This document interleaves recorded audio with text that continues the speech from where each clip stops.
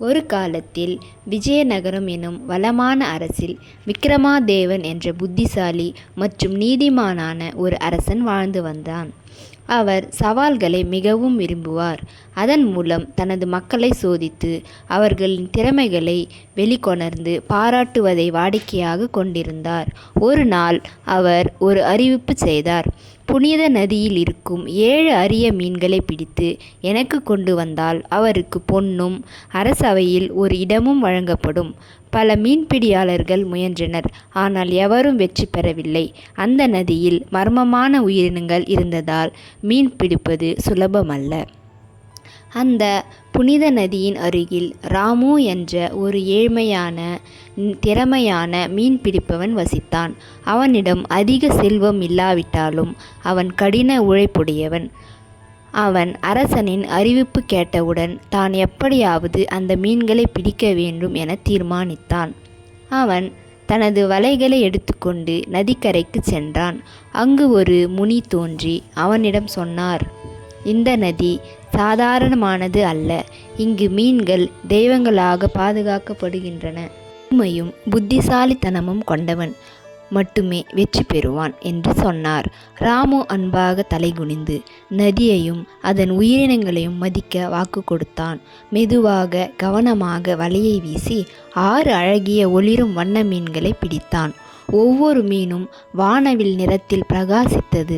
ஆனால் 7வது மீன் மட்டும் கிடைக்கவில்லை. ராமு மீண்டும் வலையை வீச தயாராகிய போது ஒரு பொன்னிற மீன் தண்ணீரிலிருந்து துள்ளி எழுந்தது. அது பேசத் தொடங்கியது. நீ என்னை பிடிக்க விரும்பினால் முதலில் ஒரு விடையை தீர்க்க வேண்டும். தங்கத்தை விட விலை மதிப்புள்ளதாயிருந்தும் எடையில்லாதது என்ன என்று கேட்டது.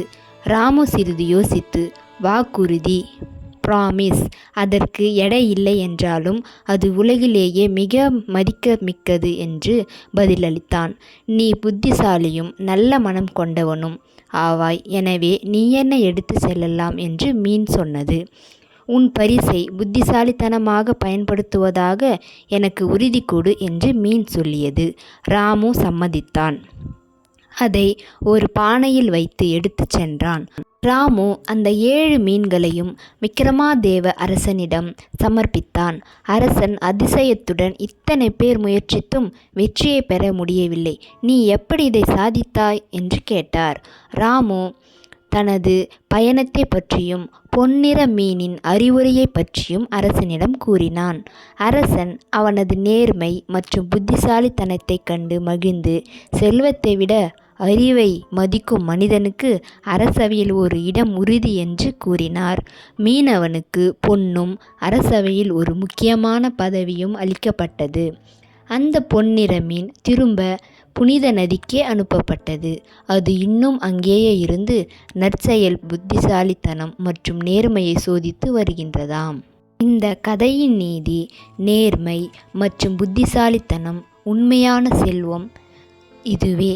பேராசை வீழ்ச்சிக்கே வழிவகுக்கும் என்பதே இந்த கதையின் நீதி.